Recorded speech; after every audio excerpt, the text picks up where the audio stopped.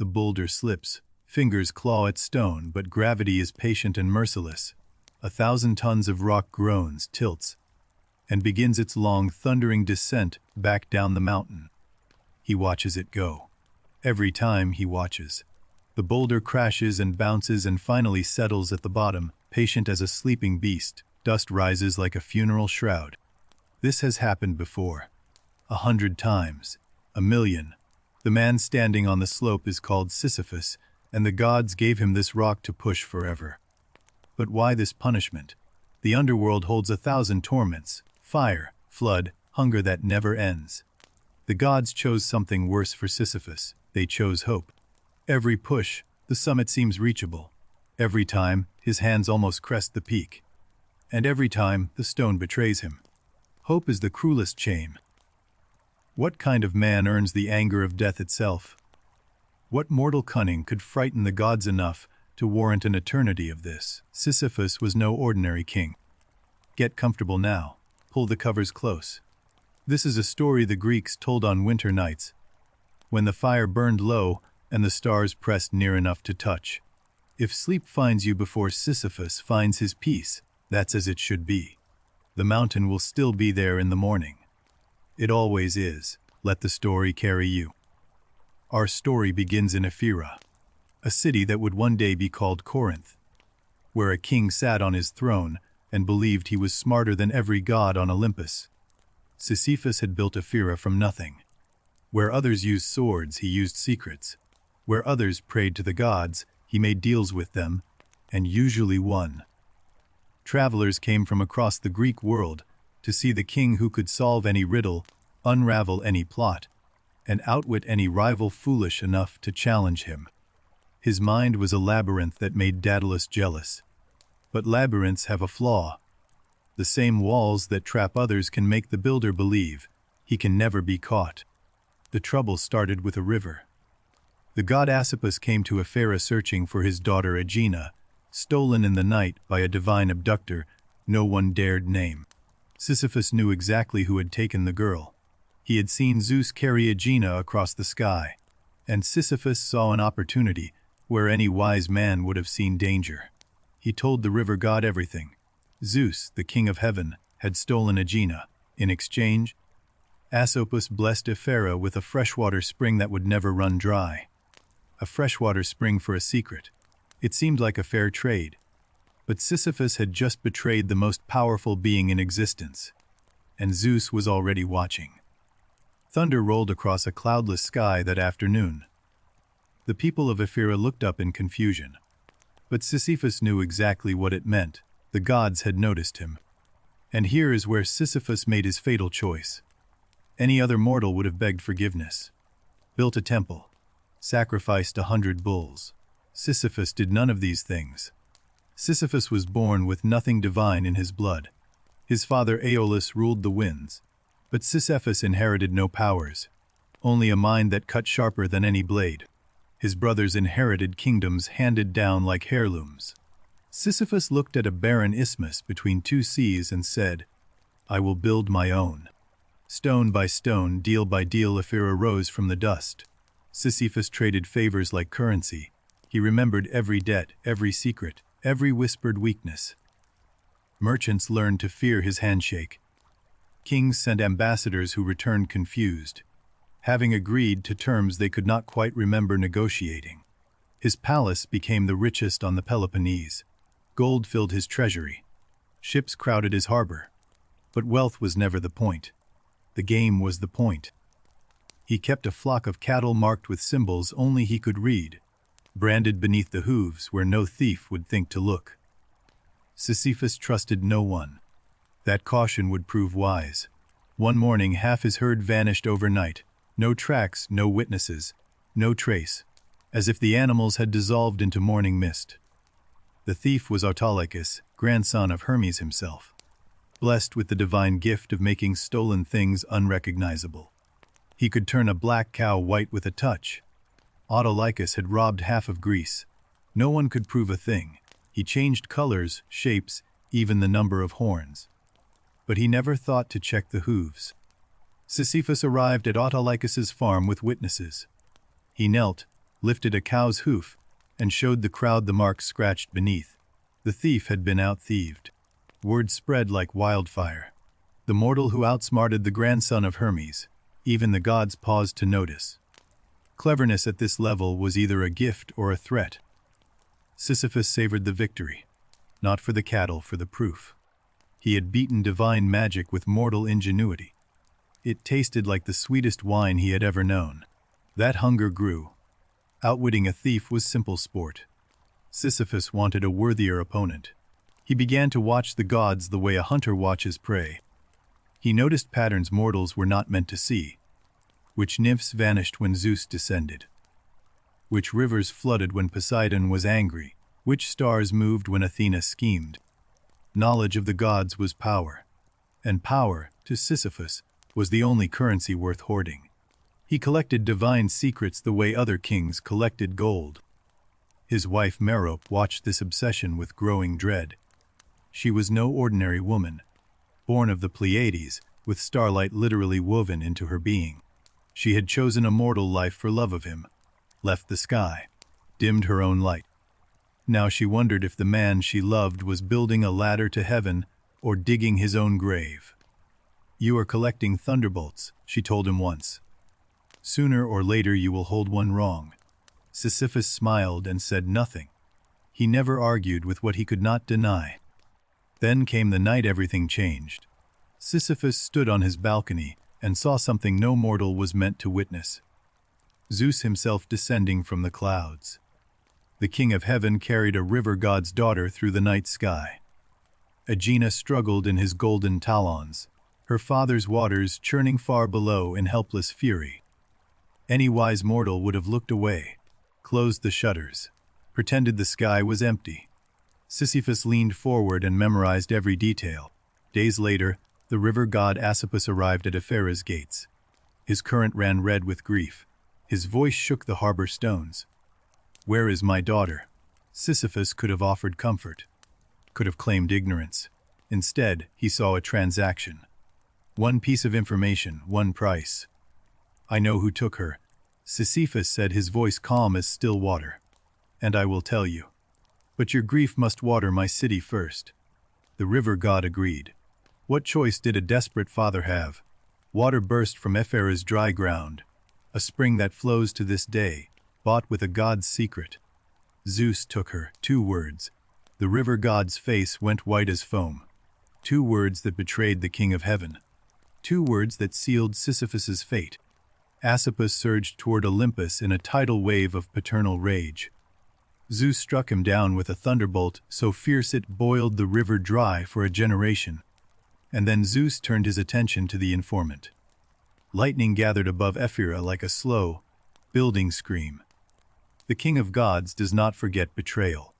Zeus summoned Thanatos, death himself. Not a god of plagues or a spirit of old age. Death in its purest form. The final silence that claims every mortal born. "Bring me Sisyphus," Zeus commanded. "Chain him in Tartarus where his clever tongue can betray no more secrets." Thanatos bowed and descended toward the mortal world. Death traveled silently. No thunder announced him. No wind preceded his arrival. He simply appeared in Sisyphus's throne room like a shadow finding its rightful wall. Most mortals never see Thanatos. They simply close their eyes and wake in the underworld. But Sisyphus saw him clearly, and instead of screaming, he smiled.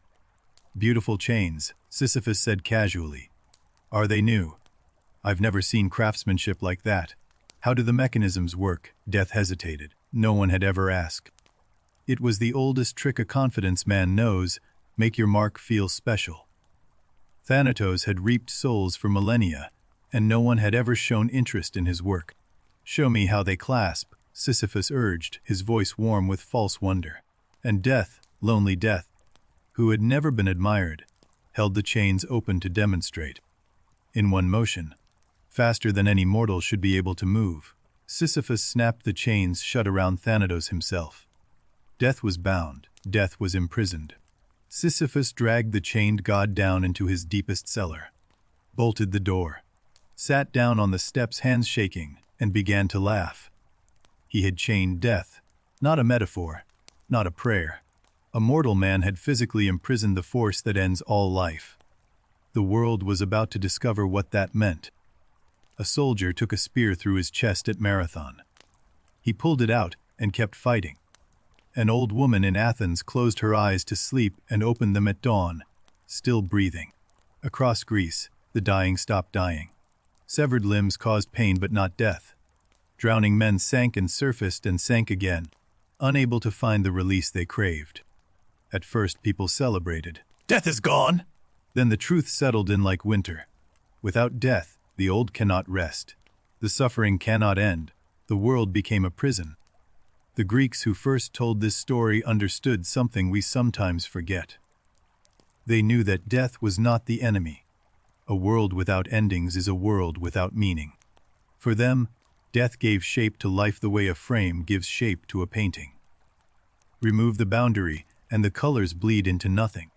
Every moment mattered because moments ended. Sisyphus's crime was not just tricking a god.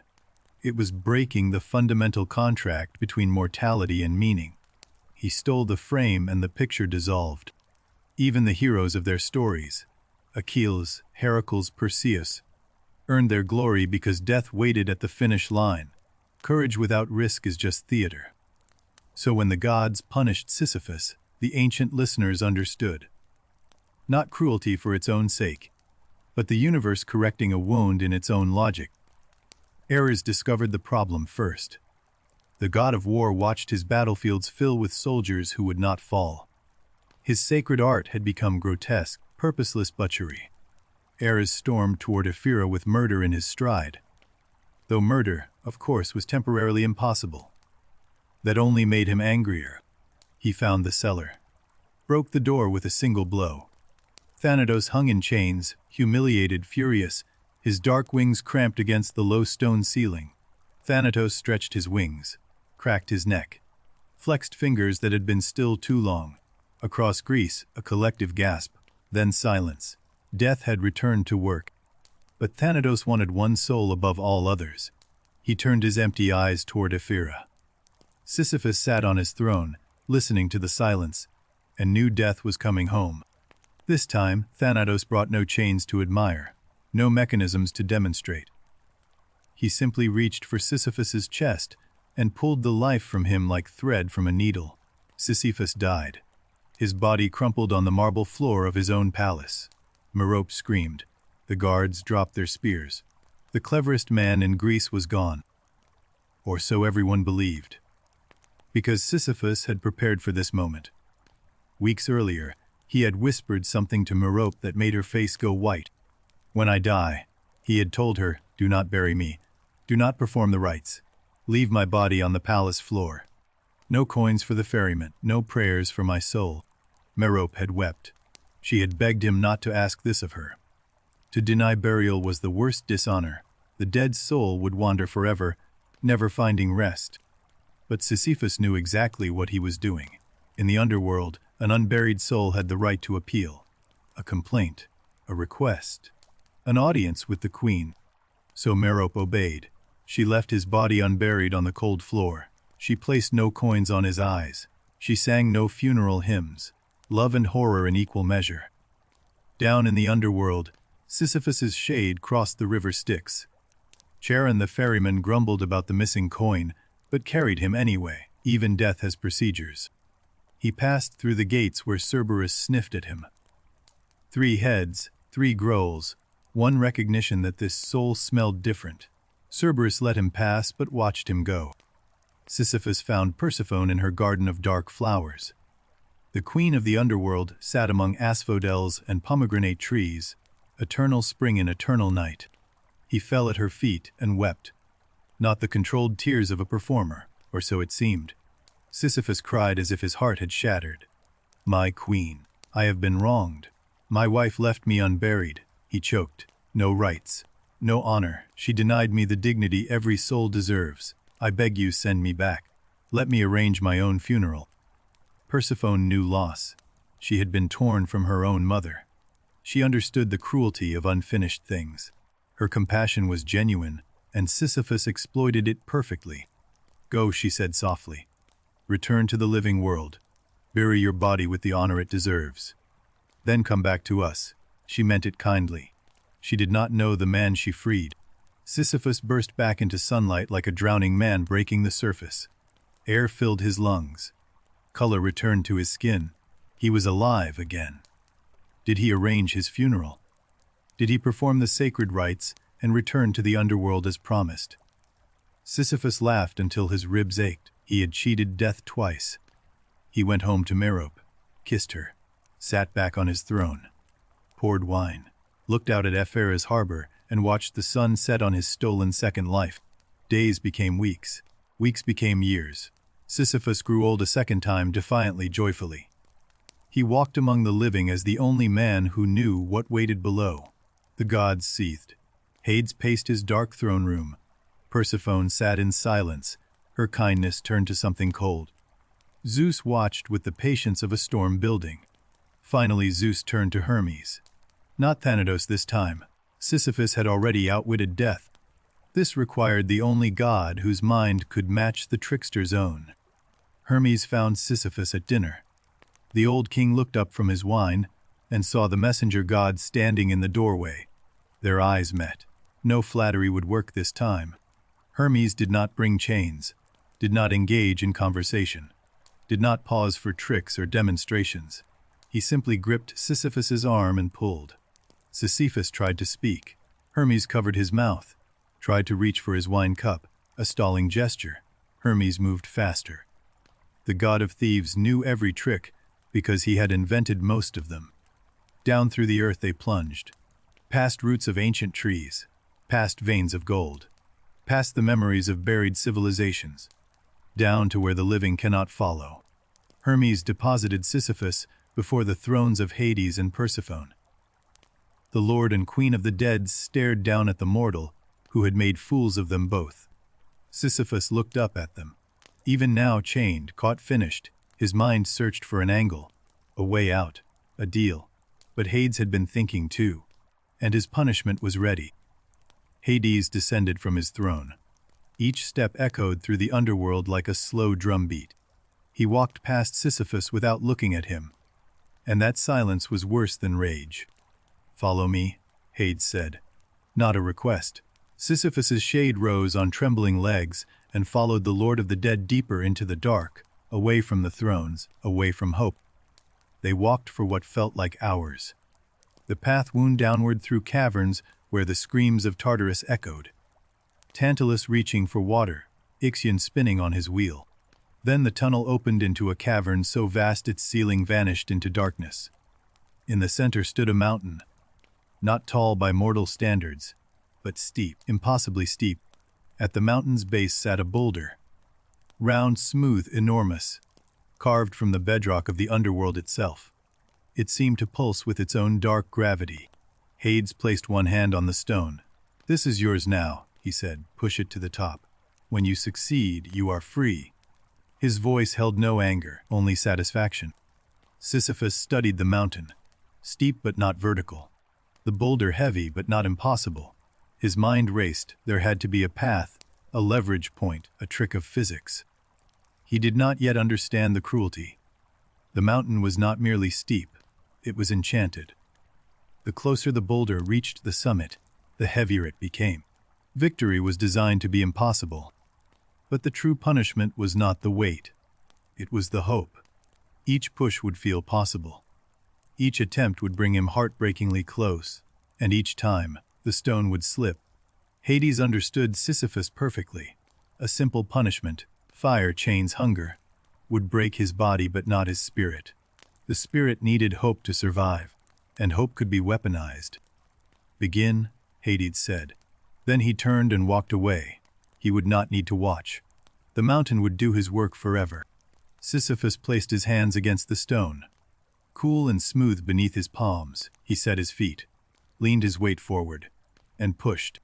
The boulder moved, slowly, grudgingly, like a sleeping beast disturbed. Stone ground against stone. Sisyphus felt the weight in his shoulders, his spine, his teeth. 10 feet, 20. The incline steepened and the boulder fought back harder. Sisyphus adjusted his grip, shifted his angle, found a rhythm. The engineer in him was solving it. 100 feet up, the boulder grew heavier. Not gradually, in surges, as though invisible hands pressed down from above. Sisyphus gritted his teeth and pushed harder. Halfway, his muscles screamed. His back bent like a bow about to snap. But the summit was visible now. A flat ledge of pale stone, where the boulder could finally rest. 3/4. The weight was crushing. Each inch required everything he had. But Sisyphus could see the top. He could almost touch it. Just a little more. His fingers crested the peak. He could feel the flat stone beyond. One final push, his lungs burning, his vision narrowing. And the boulder would roll onto the summit and stop. The boulder shifted. Not forward, not up, back. A fraction of an inch at first, then faster. Gravity reclaimed what cunning had stolen, and Sisyphus could only watch. Thunder of rolling stone filled the cavern. The boulder crashed and bounced and tumbled back to the very bottom. Back to its groove. Back to the beginning. As if nothing had happened, Sisyphus stood at the summit, alone, hands empty. The flat ledge he had fought to reach was just stone. Cold and meaningless without the boulder to prove he had made it. He understood now. This was not a test of strength. It was not even a punishment for his body. Hades had designed a machine to break his mind. And hope was the mechanism. He began the walk down. Step by slow step, back to the base, back to the boulder. His legs ached. His shoulders throbbed. But his mind was already working. He reached the bottom, placed his hands on the boulder again, felt its familiar weight, and pushed. This time he would angle differently, find a smoother path, outsmart the slope. The second attempt reached higher. He found a ridge that gave his feet purchase.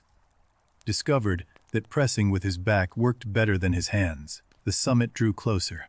The boulder slipped again, almost at the same point, but not quite. A few feet higher this time. Progress.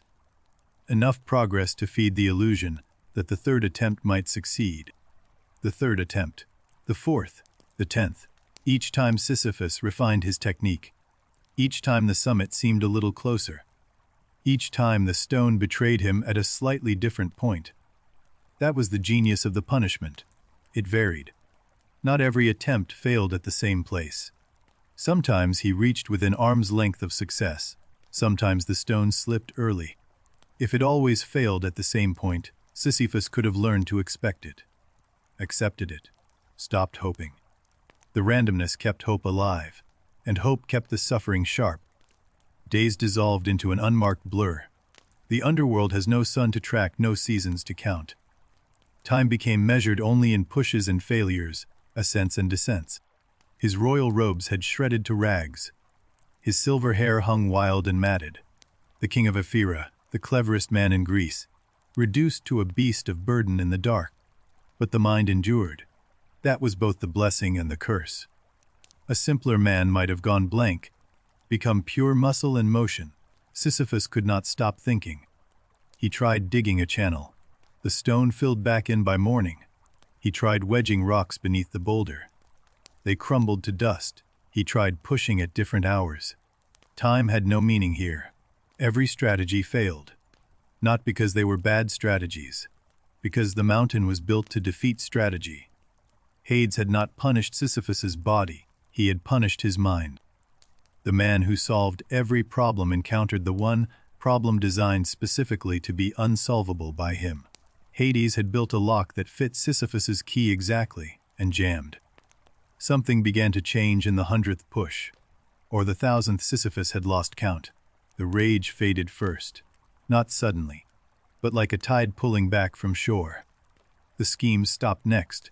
His mind, for the first time in his existence, ran out of plans. Not out of intelligence, out of targets.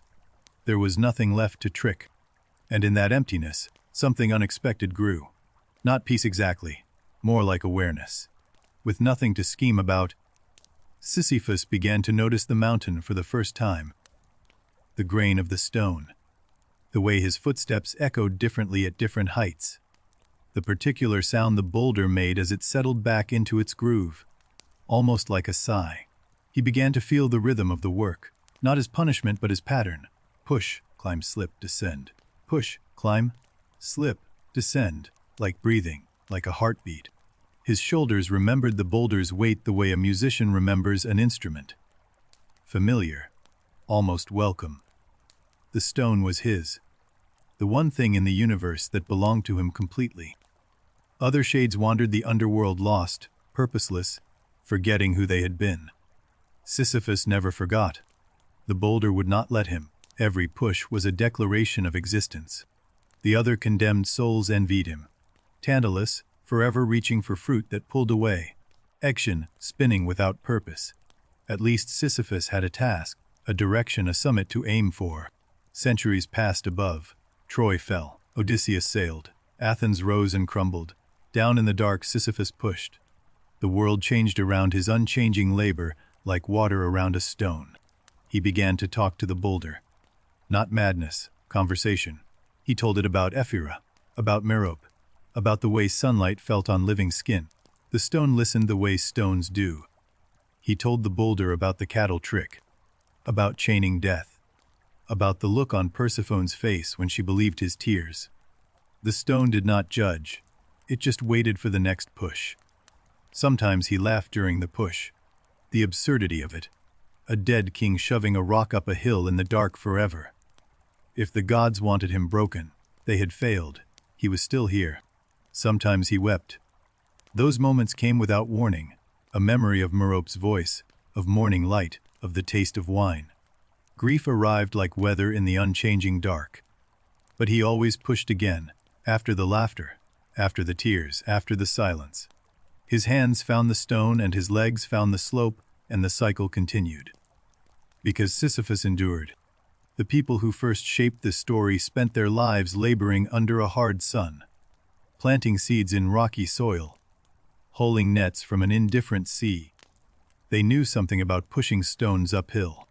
For them, Sisyphus was not just a cautionary tale. He was a mirror. Every olive farmer watching fruit trees die in drought understood the labor that bears no fruit. The stone that always rolls back. Death was common in ancient Greece. Children died young. Soldiers left and never returned. The afterlife was not paradise, it was shadow. They did not fear death. They feared meaninglessness. That is why Sisyphus's punishment was perfect. Not fire, not forgetting, but effort without result. The one thing that terrified a people who built civilization from bare rock. And yet they told this story for centuries. Around fires at symposia, in theaters. Not to frighten each other, but to ask the question that mattered most: can meaning survive futility? Back on the mountain, Sisyphus pushed. He had stopped counting, stopped planning. The schemes and the anger and the bargaining had burned away, leaving something rawer beneath. He noticed a crack in the boulder he had never seen. A thin line running through the stone like a frozen river. Had it always been there? He traced it with his thumb as he pushed. Small things revealed themselves to his new attention. A phosphorescent moss that grew on the slope's eastern face. The way the cavern's echo changed with the boulder's position. Music, almost. The walk back down became something other than defeat. Without the desperate rush to push again, Sisyphus found himself noticing the descent, feeling each step, present in his own body. In those moments of descent, his mind was free. The boulder behind him, the boulder ahead. But right now, right here on the slope, he belonged to himself. The gods could not touch this. This was the moment the gods had not planned for. They had designed the push. They had designed the failure. But the walk back down, that belonged to Sisyphus alone. He began to use the descent differently. Not rest, reflection. He thought about what he had been, what he had done. The cattle trick seemed small now, chaining death childish. He had spent his mortal life collecting victories the way a magpie collects bright things. Now, stripped of everything, he wondered had any of it mattered. Had the winning been the point, or the game? He thought about Merope. Not her usefulness or her star-born beauty, but the way she hummed while braiding her hair. The way she laughed at his worst jokes. Love remembered without strategy. He had used her. He knew that now. Her loyalty, her obedience, her willingness to leave his body unburied. He had treated love as another tool. The boulder was lighter than that guilt. Regret came slowly in the underworld, but it came deep. Not the sharp regret of a missed opportunity, the vast quiet regret of a life spent solving the wrong puzzle. He pushed the boulder with different hands after that. Not the hands of a trickster or a king. The hands of a man who finally knew what he had lost, and that no cleverness could bring it back. And then, on a push no different from any other, the boulder nearly reached the top. He felt it balance on the edge. Not the enchantment's tease, something real, a genuine trembling between up and down. His heart dead as it was hammered against his ribs. This was different. This was real. One more ounce of force, and the boulder would crest and roll onto the flat ledge and stop. He gave everything. Every atom of strength, every century of endurance. He screamed, not in pain but in raw, primal will. The cavern echoed with the voice of a man who refused to lose. The boulder tipped. For one impossible heartbeat, it hung in the air above the summit, free, weightless, suspended between punishment and release. Then it fell backward, the same as always. The weight returned. The stone found its familiar path downward. The thunder rolled through the cavern like a god's laughter. Sisyphus did not scream this time. He stood on the summit and breathed. He had come closer than ever before. And it did not matter. It had never been meant to work. He had known this somewhere deep. From the first push, some part of him had understood. The game was rigged. The lock was jammed. The summit was a lie told in stone.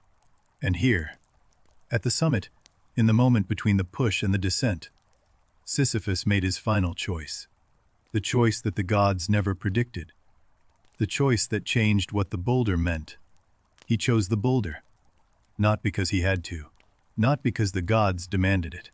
He chose it the way a sculptor chooses marble, the way a sailor chooses the sea, with full knowledge of what it costs. He walked back down, but the walk was different now. His spine was straight. His step was steady. He was not returning to punishment. He was returning to the only purpose that could not be taken from him. The boulder waited, round and still and ancient in its groove. Sisyphus placed his hands against it. Not pushing yet, just touching, acknowledging this stone, this mountain, this life. He pushed, and for the first time, the weight did not feel like punishment. It felt like gravity, like the natural resistance of a world that requires effort to move through. Everyone pushes something.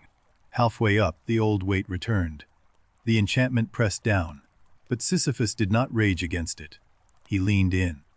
Let his shoulders accept what his mind once rejected.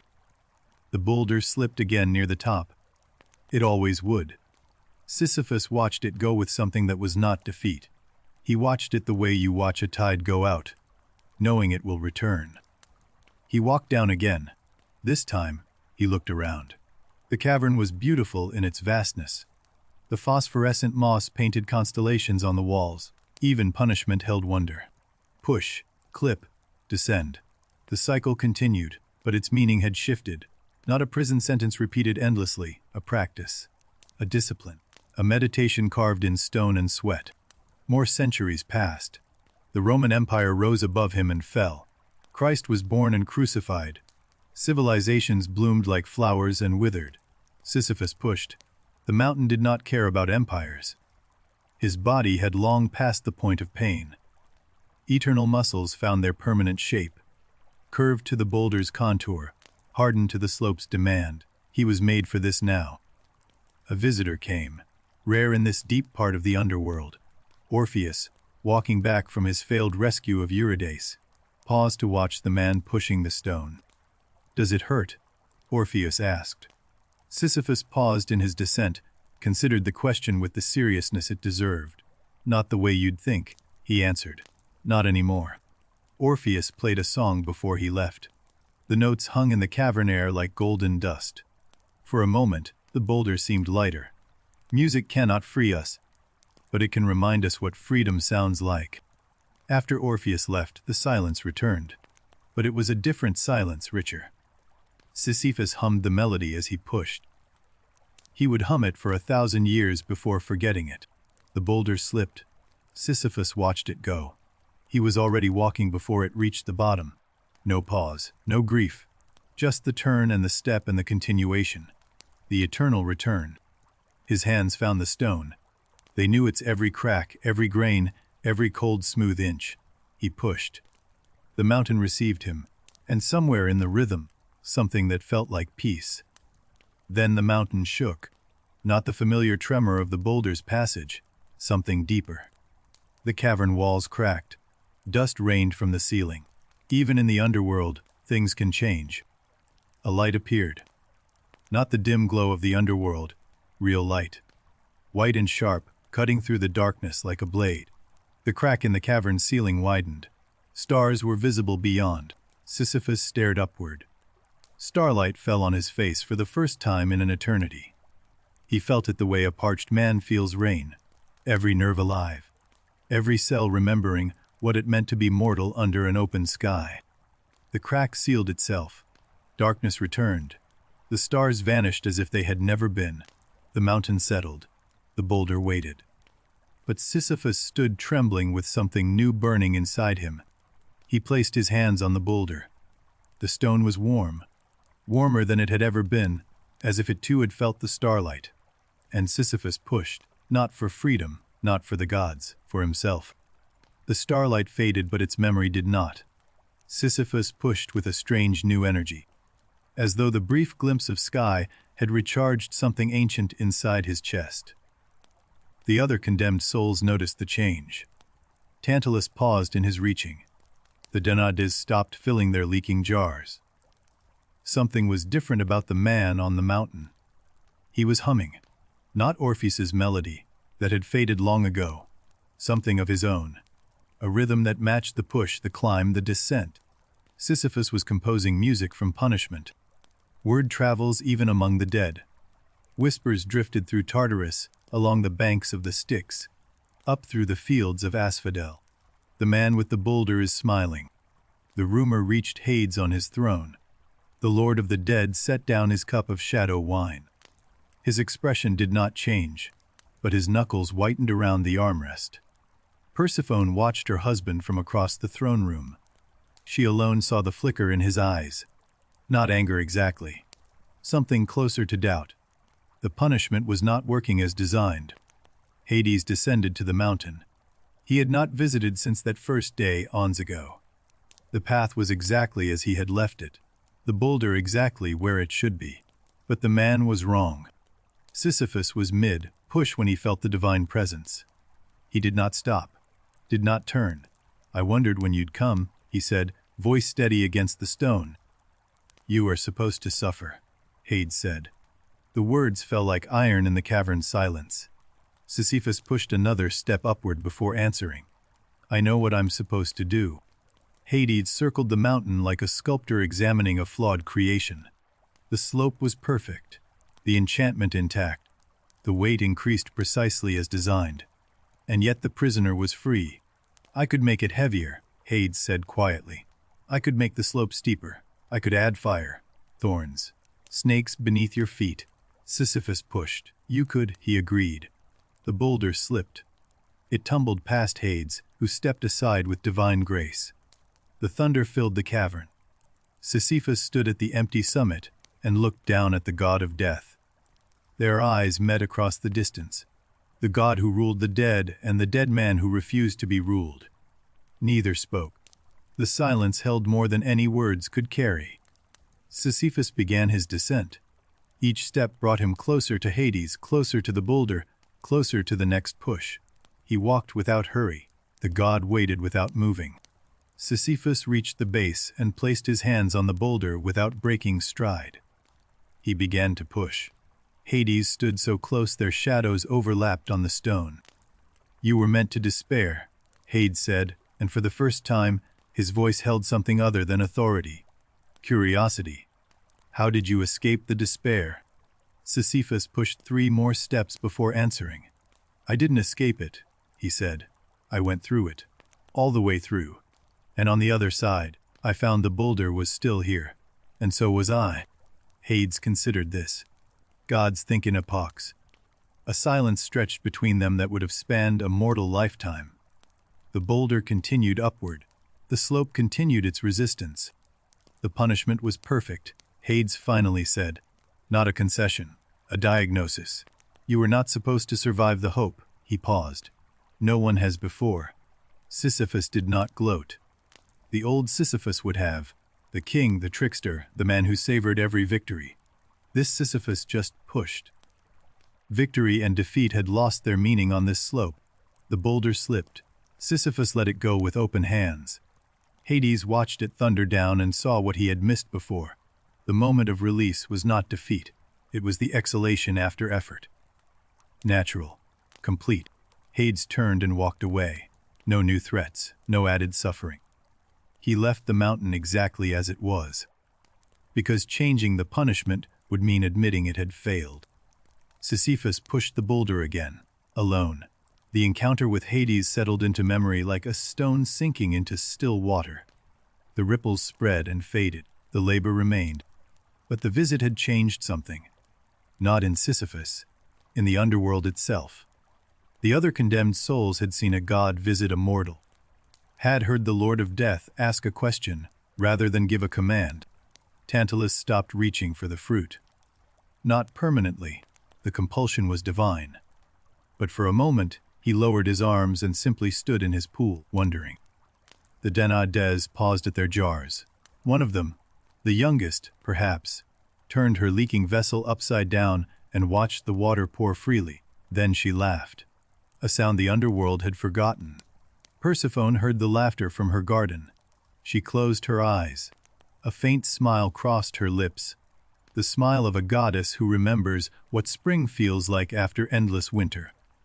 Hades said nothing about any of it. He sat on his throne and ruled the dead as he always had. But those who knew him well noticed he no longer looked towards Sisyphus's mountain. He avoided it. On his mountain, Sisyphus knew none of this. He pushed. The stone resisted. He pushed again. The rhythm had become his breath, his heartbeat, his reason for being in a place that offered no reasons. And the boulder rolled back, and Sisyphus walked down. And the cycle turned once more. But now it turned like a wheel that carries a cart forward, not a wheel that spins in place. Time lost all grip on the mountain. Sisyphus no longer counted pushes or measured progress.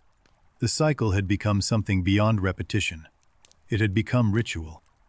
Each push held its own character. Some mornings, if there were mornings, the stone felt almost willing. Other times it pressed back with spite, as if the mountain remembered who he was. He developed habits the way monks develop rituals. A pause at the base to press his forehead to the stone. A breath at the halfway point. A glance upward 3/4 of the way. The glance upward was not hope. He had outgrown hope the way a river outgrows its spring. It was acknowledgement. The summit existed. He existed. The distance between them was his life. Sometimes the boulder's surface caught the faint underworld light in unexpected ways. Mineral veins glinted like buried rivers.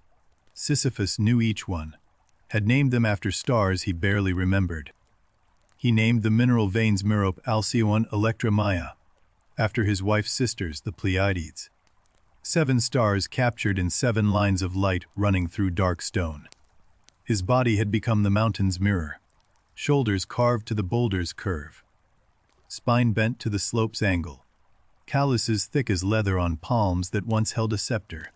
He dreamed while pushing, not sleeping dreams, waking visions that flickered across his mind like shadows cast by a fire he could not see. Ephera's harbor, wine being poured, a child's laugh. Were these memories or inventions? After so long the boundary dissolved. It did not matter. The visions were warm. They accompanied the push like music accompanies a march. Push. The stone yields an inch. Feet find purchase. Shoulders drive. The body knows the work so deeply that the mind floats free, and in that freedom, Sisyphus begins to understand something. The gods had given him the boulder to crush his spirit. But a spirit needs something to push against. Without resistance, it dissolves. The boulder had kept him whole. Without the boulder, he would be like the other dead. A shade fading in the fields of asphodel. Memories leaking away like water through sand. The stone remembered him. The struggle kept him real. The punishment had backfired. Not because it was too lenient, because it was too complete. Hades gave Sisyphus everything a soul needs to survive: purpose, resistance, and a direction to face. He laughed at this, a real laugh, warm and full, echoing up the cavern walls. The gods had tried to create hell and accidentally created meaning. Only Sisyphus could appreciate the irony. The boulder slipped at the 3/4 mark. A familiar failure. Sisyphus stepped aside and let it pass, then followed it down with the unhurried gait of a man walking home. At the base, he paused, stretched his neck, rolled his massive shoulders, placed his palms flat against the stone, and felt its residual warmth from friction. Then he pushed. A new visitor arrived.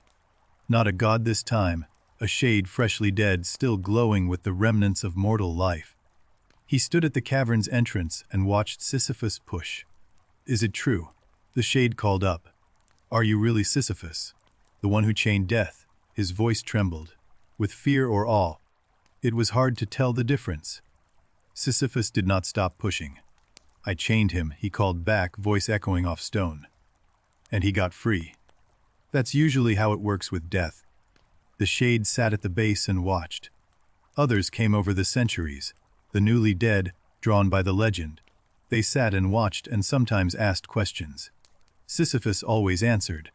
They asked about Ephira, about chaining death, about what sunlight felt like. Sisyphus told them everything. Stories poured from him like water from a spring. He had become a storyteller. He told them about the cattle trick. They laughed. The dead can still laugh, it turns out, though the sound is thinner than in life. He told them about Merope. They went quiet. Was it worth it? A young shade asked once. A soldier, barely 20, killed in some war Sisyphus had never heard of. Cheating death. Was it worth the punishment? Sisyphus placed his hand on the boulder, felt its familiar weight pressing back against his palm. "I would chain death again tomorrow," he said. "But I would unchain him sooner, and I would bury myself properly." The young soldier did not understand. He was too new to death for wisdom. But the older shades nodded. They had been here long enough to know that some answers only ripen with time. Sisyphus stood and returned to his boulder. The audience watched him place his hands, set his feet, begin to push. Some stayed to watch the full cycle. Most drifted away. The dead have their own wandering to do. Push, climb. The familiar weight settling into his shoulders. The slope rising beneath his feet. But now the cavern felt less empty. The stories he had told lingered in the air like warmth. He had discovered something the gods had not anticipated. Punishment shared is punishment halved. A story told is suffering transformed. Sisyphus the trickster had become Sisyphus the storyteller. The boulder slipped. He watched it descend, followed it down, and at the base a new group of shades waited, fresh dead from some century he would never visit. "Tell us," they said. "Tell us everything." So Sisyphus told them, and then he pushed, and then he told them again. The rhythm expanded: push, climb, slip, descend, tell, push. The storytelling became part of the cycle. Through his stories, Sisyphus gave the dead something the underworld could not provide: a connection to the living world they had left. He became a bridge between existence and shadow. Centuries flowed like slow rivers overhead. Above, the Greek world faded into Rome, Rome into something else. Below, Sisyphus pushed and told and pushed and told. The mountain endured, so did he. His stories evolved. In the early centuries, they were factual. This happened, then that. As time ground forward, the stories became something richer. Of meditation's art. He no longer told the shades what happened. He told them what it meant. The cattle trick became a story about the difference between cleverness and wisdom. Chaining death became a story about what we lose when we refuse to let go. The story of Merope became the one they asked for most. How she dimmed her starlight for love.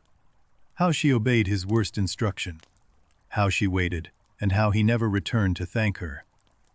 She deserved better, Sisyphus said once, and the cavern held the words like a jar holds water. Carefully, knowing they were precious. She deserved someone who loved her more than he loved winning.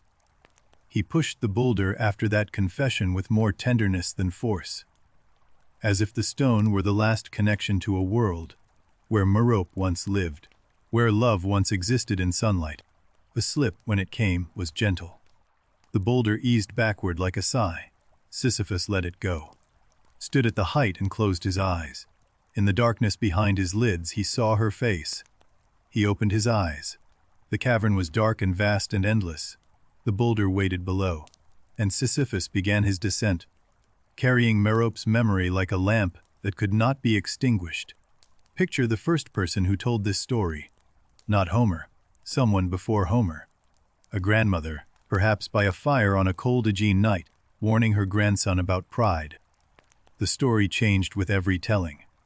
Early versions made Sisyphus purely a villain, a brigand who murdered travelers and defied the gods.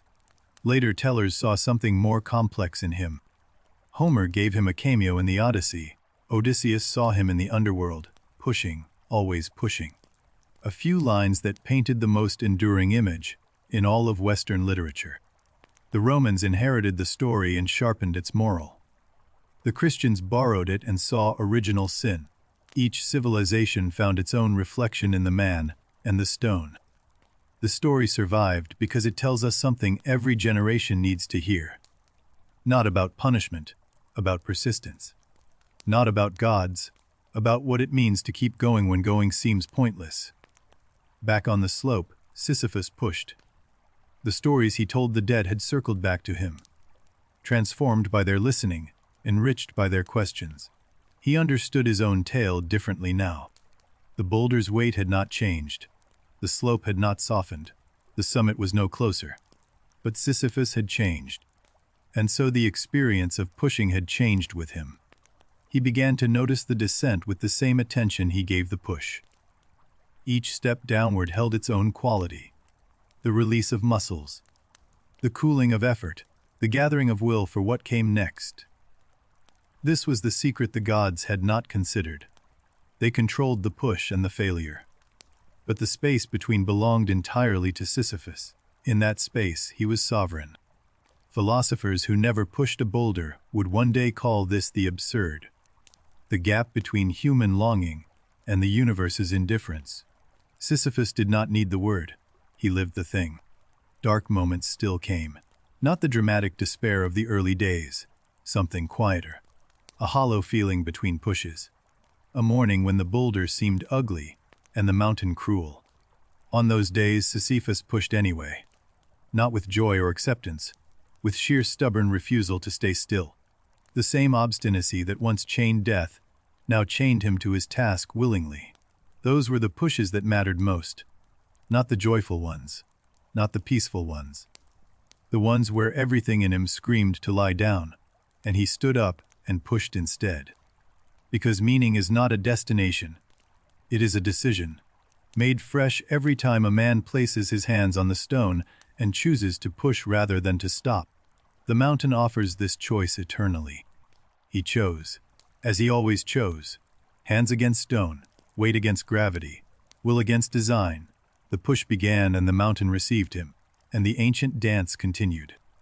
Halfway up, he paused from exhaustion, from attention. A new sound in the cavern, faint, distant, growing, like the hum of 1,000 voices, too far away to understand. The shades were speaking his name, not the audience at his mountain's base. The dead throughout the underworld.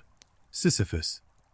The word passing from shade to shade like wind through wheat. His stories had traveled. The shades he had told carried them to other shades, who carried them further. In the underworld, Sisyphus's words had done what his body could not. They had escaped the mountain. The dead were retelling his myth, adding their own details, changing the endings. Some said he escaped. Some said the boulder cracked. Some said the gods forgave him. The story lived. Sisyphus heard the whispers and smiled. The old trickster in him appreciated the irony. He had been sentenced to push a boulder for eternity, and instead he had become the underworld's most famous storyteller. The boulders slipped. But this time, as Sisyphus watched it go, he felt something strange. Not loss, Not frustration, anticipation. The descent meant another story at the base, another audience. He walked down, step by step, the slope familiar as his own heartbeat. At the base, a dozen shades waited. "Tell us about the day death came," one said. Sisyphus smiled and began.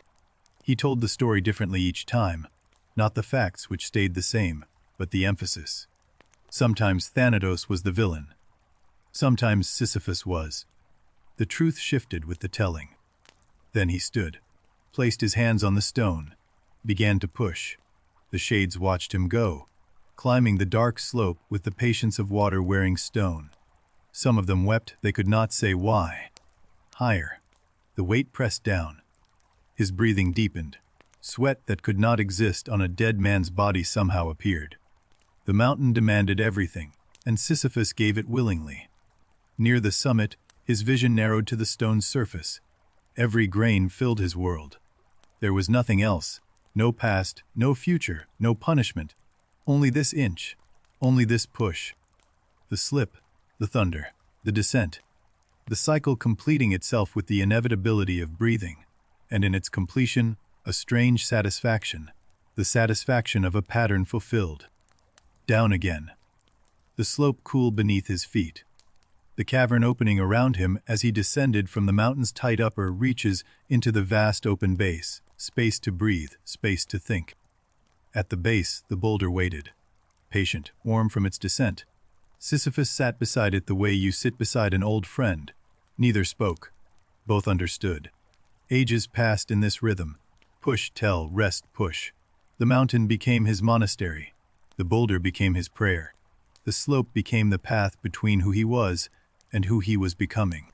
He began to forget Ephyra's specifics. The color of the palace walls, the taste of the wine, the shape of the harbor at dawn. The details dissolved, leaving only essentials: love, loss, light. But Merope's face remained clear. Every other memory might fade, but her face, her starlight hair, her worried eyes, the way her smile could silence his cleverness, stayed sharp as carved stone.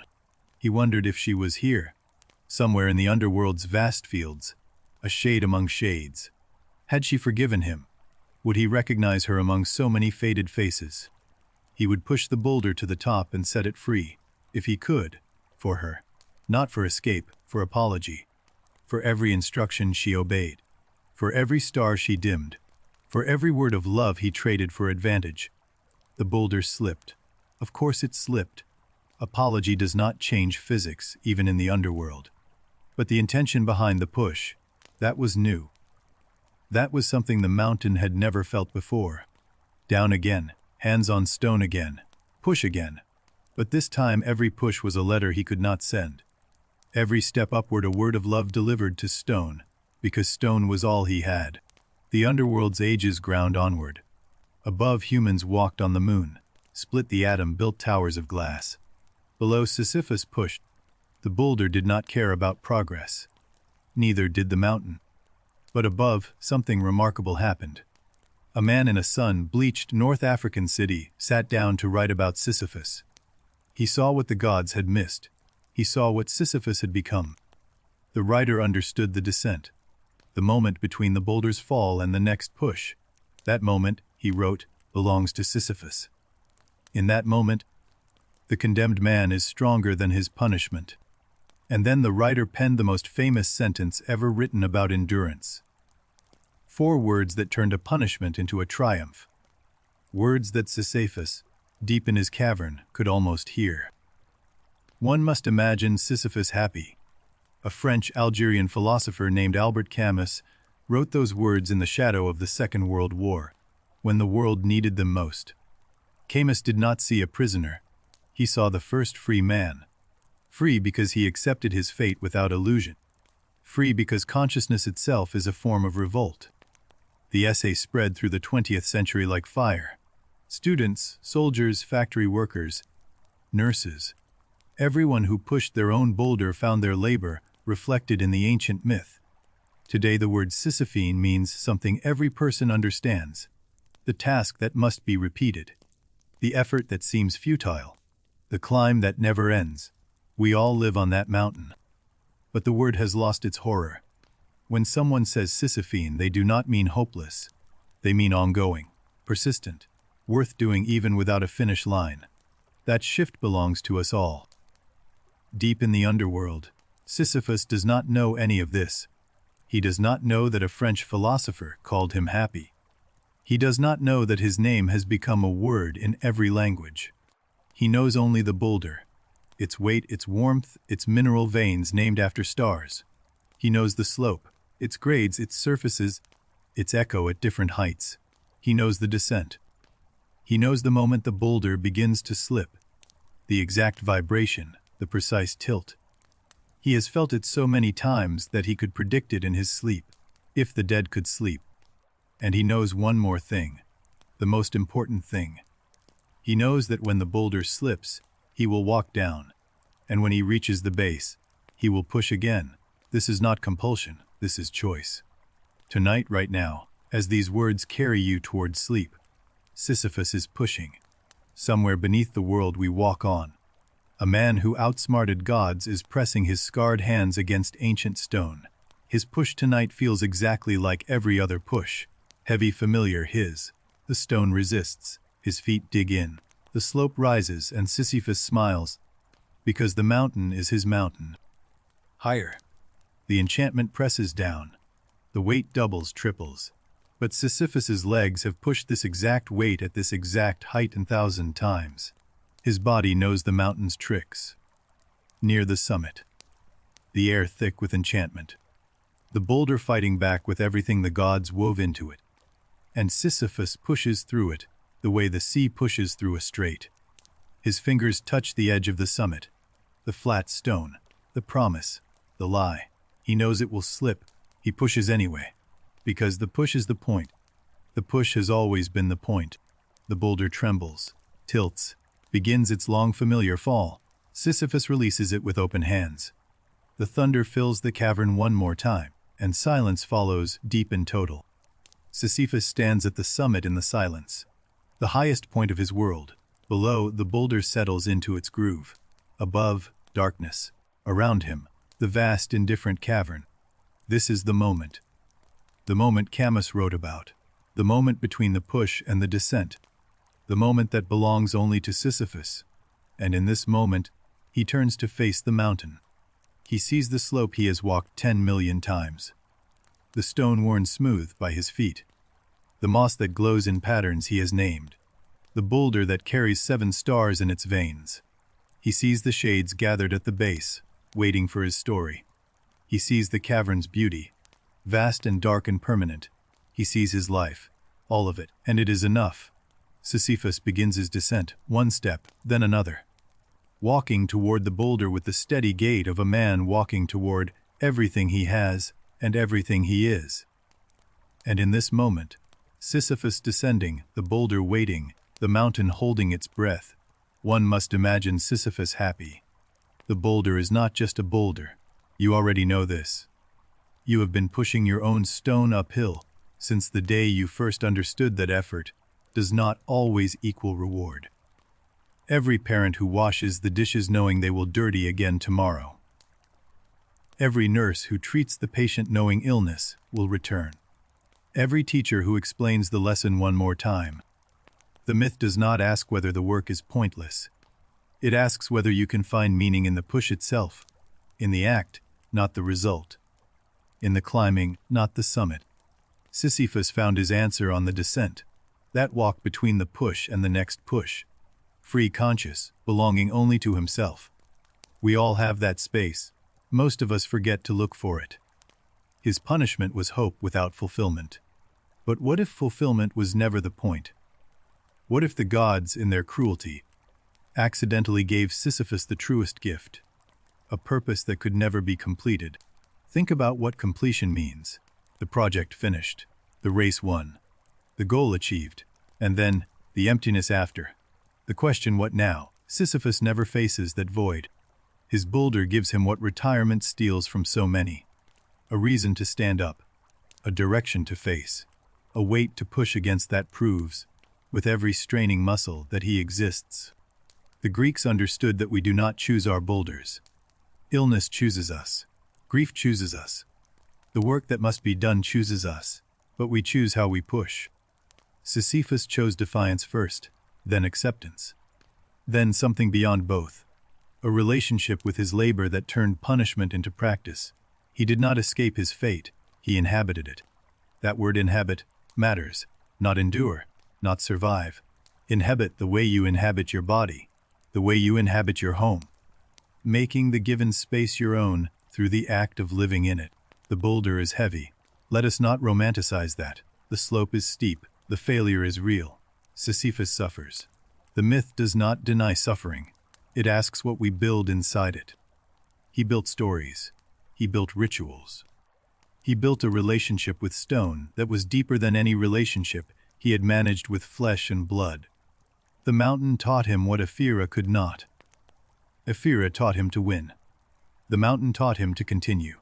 And continuing, not winning, is the thing that matters when the game has no end. Tonight, as you listen to this, you are between pushes. The boulder of tomorrow waits at the base of your morning. But right now, you are in the descent. This space is yours. The gods cannot reach you here. Not Hades with his punishments, not Zeus with his thunder. In the space between sleeping and waking, between effort and rest, you belong only to yourself. Sisyphus would understand. He would recognize the weight you carry and the way you carry it. He would see the mountain you climb and the boulder you push, and he would nod. Not with pity, never with pity, with respect. The same respect he earned from the gods and the dead and the philosophers and the poets. The respect that pushing deserves. So when morning comes and the boulder waits, when the alarm sounds and the slope stretches upward, and the weight settles onto your shoulders, remember the man on the mountain. Remember that he chose his boulder, that he found beauty in the stone and meaning in the slope and freedom in the walk back down, that the push itself became his home. And remember what Camus knew, what the ancient Greeks suspected, and what Sisyphus discovered for himself in the dark beneath the world. The struggle itself is enough to fill a heart.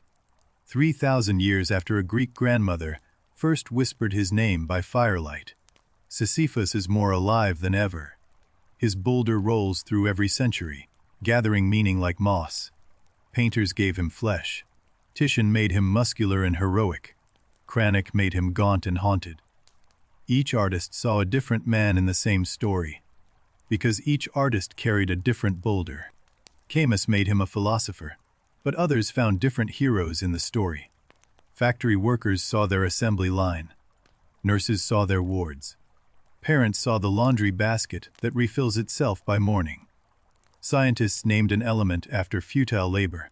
Sisypheum, they almost called it, before settling on tantalum instead. But Sisyphus got something better than an element.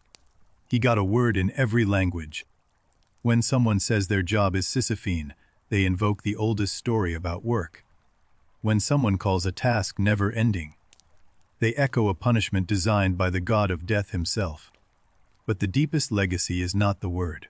It is the question the myth plants in every mind that encounters it. Not why did he push, but why do we? Why do we build what time will erase? Love what death will take?